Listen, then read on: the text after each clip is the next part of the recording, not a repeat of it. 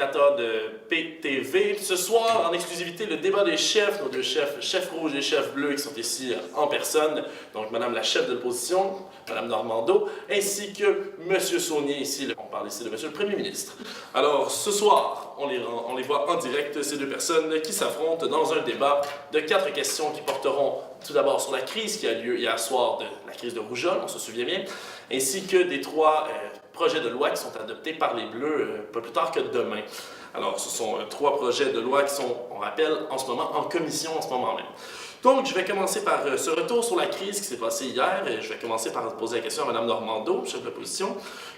Est-ce que rendre la vaccination obligatoire, et ça, dans seulement 2 zones touchées, est selon vous suffisant, ou est-ce que l'étirer serait une solution qui est davantage priorisée à ce moment-là? En fait, moi, pour ce qui est de la vaccination, je crois qu'au moment où les vaccins ont été rendus obligatoires, c'était la bonne décision que de les rendre obligatoires seulement dans les 2 zones touchées.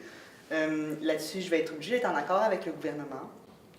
Un choix raisonnable, considérant que l'opposition avait pris cette mesure-là en commun avec nous, il l'avait salué à ce moment-là. Effectivement, je vais donc tenir ma parole et poursuivre la collaboration. Par contre, ce qui est moins acceptable de cette crise-là, c'est les 33 000 $ qui ont été embauchés. Bon, avant de changer de sujet, on va continuer sur la vaccination.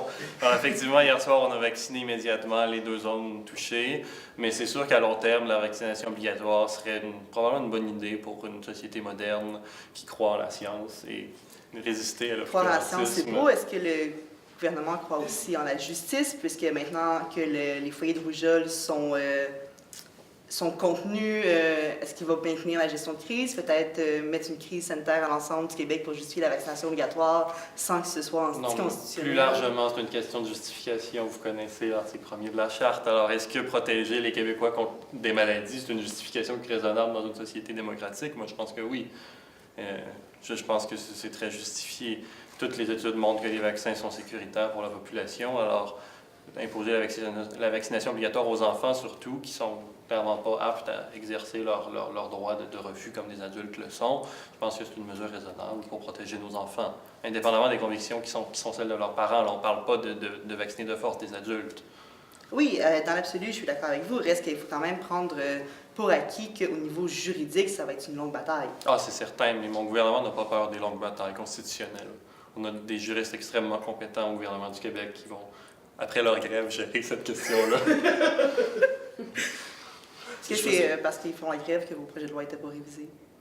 Je pense qu'on va revenir au sujet principal du débat. Donc, est-ce que vous pensez, vous, Mme Normando, tant qu'à cela, que ce serait une bonne idée aussi également de l'étendre à toutes les zones, malgré que ce soit une bataille juridique qui s'avère difficile, comme vous l'avez vous-même mentionné? Oui, je pense que dans l'absolu, c'est une bonne idée. Par contre, je pense qu'il y a quand même un dialogue à avoir avec les familles avant et je pense qu'il faut surtout prioriser l'éducation. À la base, les gens qui sont contre le vaccin, parfois, se sont fait... ont cru à de la fausse information. On a vu durant la crise que ça circulait beaucoup sur les réseaux sociaux. Et c'est pour ça que vous voulez monter les frais d'inscription dans les programmes. Et je pense que la manière de lutter contre la fausse information, qu'on ne peut toujours bien pas censurer, c'est de s'assurer que tout le monde soit assez éduqué sur les principes scientifiques. En coupant dans l'accès au programme scientifique. Au contraire, en le bonifiant. En bonifiant les frais. C'est génial. Pas du tout. On bonifie l'accès à des gens qui n'auraient pas accès sinon. Je veux dire, pour se rendre au diplôme scientifique, il faut toujours bien, à la base, avoir un diplôme d'études secondaires. Et nous, on investit dans le primaire et le secondaire. C'est certain. Mais les gens en ce moment qui sont des décrocheurs au secondaire, on veut certainement qu'ils complètent leur secondaire, mais c'est pas exactement le même problème que d'améliorer l'accès aux programmes scientifiques et à tous les programmes universitaires. universitaires. C'est pas parce qu'un problème est en amont. On va clore la question à peu près à ce moment-ci, avant que ça se continue à s'échauffer. Merci à vous deux. On va passer maintenant au projet de loi 1. Un projet de loi 1 donc, qui traite des normes de travail. On en a parlé beaucoup aujourd'hui en Chambre. Extrêmement beaucoup même, si je peux me permettre. Est-ce que ces mesures de travail risquent, je vais commencer par vous, M. Saunier, aussi, est-ce que c'est une norme de travail qui risque d'effrayer les entreprises étrangères, justement, vu qu'ils favorisent beaucoup le travailleur? Et justement, si vous trouvez qu'il y a un risque à tout cela, qu'est-ce que vous comptez faire pour garder ces gens-là?